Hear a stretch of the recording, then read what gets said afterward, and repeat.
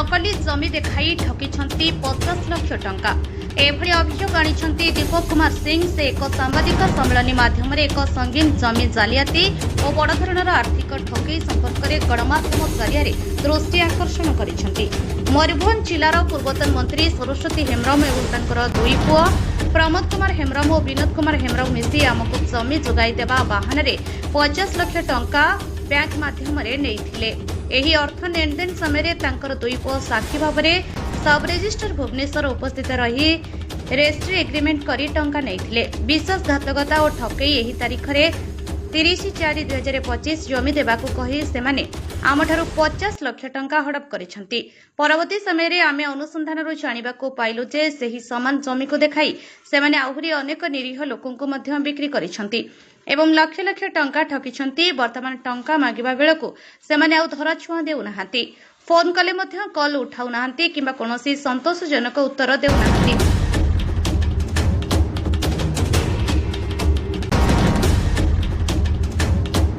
एभली परिस्थिति रे आमे संपूर्ण असहाय होई आज गणमाध्यमर द्वारस्थ हेबाकू बाध्य होइछु। जने पूर्वतन मंत्री भली दायित्ववान पदवी रे थिबा व्यक्ति और तांको परिवार पक्षरु एभली सांघातिक जालियाती अत्यंत निंदनीय। आमे एही घटना विरोध में खूब शीघ्र आनुष्ठानिक भाव आईनगत पदक्षेप ग्रहण करने को चाहूँ। पुलिस प्रशासन एवं कोर्ट कचहरी आमे आमर न्याय एवं अर्थ फेरस्त पाई लड़े जारी रखिबो। गणमाध्यम प्रतिनिधि मानक आमर अनुरोध, श्री प्रकाश, श्री चंदन एवं दीपक कुमार सिंह उभय भुवनेश्वर बासिंदा आपण को अनुरोध, आपण माने एही दुर्नीति और ठकेईर खबर सामना को आनी आमको न्याय प्रदान करिबारे सहायता करंतु बोली कहिथिले। नमस्कार, मु दीपक कुमार सिंह नयापल्ली मौजारे जीए प्लॉट नंबर 1 सरस्वती हेम्ब्रम पूर्वतन मंत्री सरस्वती हेम्ब्रम का नारे प्लॉट थिला। से 1973 मसीह जन को ऑलरेडी सेल कर देथिले। परवर्ती मुहूर्त रे 2025 मसीह मते मु और मोर जड़े पार्टनर डॉक्टर प्रकाश श्रीचंदन तांको 25 लाख 50 लाख टंका आमठू नहीं चंचकता करी आमठू पैसा ठकिछन। परवर्ती मुहूर्त में तांको जेतले आमे पैसा मागिलु आइदर आपण जमी दियंतु कि पैसा दियंतु से आउ धराछुआ आमको दौना। या फल आमे प्रेस मीट करके जनाऊँ आमको आईन सहायता जदि परवर्ती मुहूर्त में आमको किसी न सहयोग मिलला आम आईन सहायता नबू। 30/4/2025 भुवनेश्वर सब रजिस्टर रे आमे तांको बैंक माध्यम पेमेंट करथिलु। सी सरस्वती हेम्ब्रम और तांकर दुई पुओ प्रमोद हेम्ब्रम और विनोद हेम्ब्रम दुई जण पुओ मिलित भाव में आमठू पैसा नहीं और दुई जण पुओ भी साक्षी पड़छंती।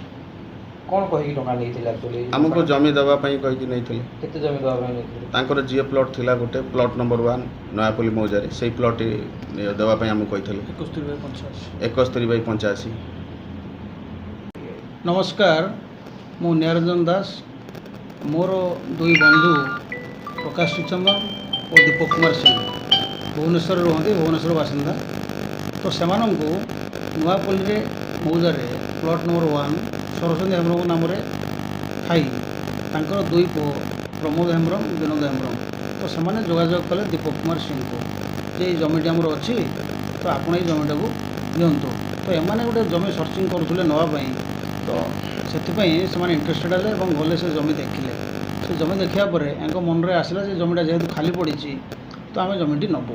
और जेहेतु से जड़े पूर्वतन मंत्री थिले एवं तांकर नाम भी अच्छी तो से पुओ विनोद हेम्ब्रम तो दीपक बाबू को बहु प्रकार बुझेले एवं कहले जे तो आपणे जमीटी नियंतु। तो फलस्वरूप 25 लाख 50 लाख तांको बैंक माध्यम सरस्वती हेम्ब्रम को दिगला एवं भुवनेश्वर कोर्ट रे सब रजिस्टर ऑफिस रे से रजिस्ट्री करी सेल एग्रीमेंट करके से देइचंती।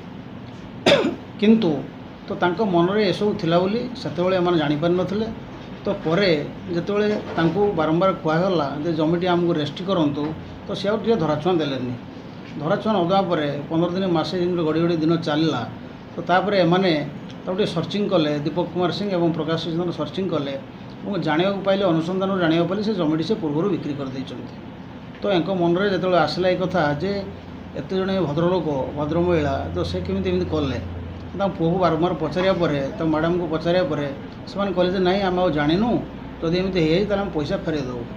तो पैसा फेराई देवा तो दूर कथा बर्तमान पर से स्विच अफ रोचे मोबाइल जोगाजोग कले से मिलूना कि कौन खोज खबर मिलूनी तो जेहेतु से बारिपदा बासिंदा आड्रेस अच्छी बारिपदार तो आम भाविलु जे बारिपदार आसी आपण मानक टिके जन आपण मान मीडिया भाई बंधु मान मध्यम जनवा आम अवगत करुचु एवं आम अनुरोध भी करुचु आपण मान अनुरोध करुचु आपण ए मेसेज टी पठातु तो से दयाकोरी जदि आमर पैसा 50 लाख नहीं पैसा फेरे दिखती ताले आम एथिरे बहुत खुशी हेबु एवं आपण मान पाखरे भी आम आपण को बहुत हार्दिक अभिनंदन जणेबु तो या पर जदि से पैसा न फेरांती ताहले आम पुणी गोटे थर भुवनेश्वर रे प्रेसमिट करूँ और आउ थे भी जनइबू ता परिशेष जदि से भी किसी फल न मिलला ताले आम आईनगतर आश्रय देखिए गोटे मंत्री से एमती जालियाती करवा जन को बिकिकी आउ जन बिकिबा एटा केते दूर ठीक आप कोन भाबुछन तो यहाँ आम भावुँ से जानी शुणी करुँच तो जोटा कि चंचकता करी एवं ठकई करी एवं जमी न थाई जदि पैसा से देखिए पैसा नियंती ताले एटा कौन कहुपर आपण मैंने कहतु तो यहाँ आम भावुँ एटा से गोटे जो कहती ठकई चंचकता मन में प्री प्लानिंग करके से करमती से बहुत लोगों भी नौथे तो आमठू नहीं जेहेतु जमी बिक्री आमठू नहीं सेमती आउ अन्य लोगों भी नहीं तो आम यहाँ जानवा जो पाइलु तो आम ये बर्तमान में आपण मान माध्यम यहाँ जानवा चाहूँ भुवनेश्वर सब रजिस्टर ऑफिस रे रेजिस्ट्री होता है सेल एग्रीमेंट होती दैट इज रेजिस्ट्री एग्रीमेंट एवं से 25 लाख उभयों प्रकाश सूचंद्रन 25 लाख चेक थ्रो रे बैंक अकाउंट रे जाइछि एवं दीपक कुमार सिंह 25 लाख आरटीजीएस माध्यम बैंक अकाउंट जाइछि जो पैसा नहीं से कौन आप जमी देवाई कहते ना पैसा रिटर्न करने नहीं यहाँ प्योरली जमी देवाई से कहते जमी देवाई एग्रीमेंट होती एग्रीमेंट आम आपको देपारू आनीचु तार जेरेक्स आनीचु आम ये रखीचु जानिले जे जमी आउ जन बिकिले माने पैसा देवा पूर्व ना पैसा देवा पर नहीं पैसा देवा पर आम जानलु ता पूर्व आम जानिथिले पैसा देई न थांतु आम यहाँ रेजिस्ट्री कला जेहेतु जड़े पूर्वतन मंत्री एवं पुओ जो भाया आमको अप्रोच कले और कहले तो आम से भाविलु कि जे ठीक अच्छे आम नवा पुओ इनवल्व अच्छा दीपो जगह इनवल्व अच्छा दीपो जगह साक्षी भी पढ़ी एवं यहाँ 30/4/2025 भुवनेश्वर सब रजिस्टर ऑफिस रे सेल एग्रीमेंट जदि या सी सब जिन कलापर जदि सी न आसुँच न फेराऊँ तो आम भुवनेश्वर आउ थोड़ा कहूँ सुजोग देवु से सुजोग जदि सी भी सीधा न दिखती आईनगत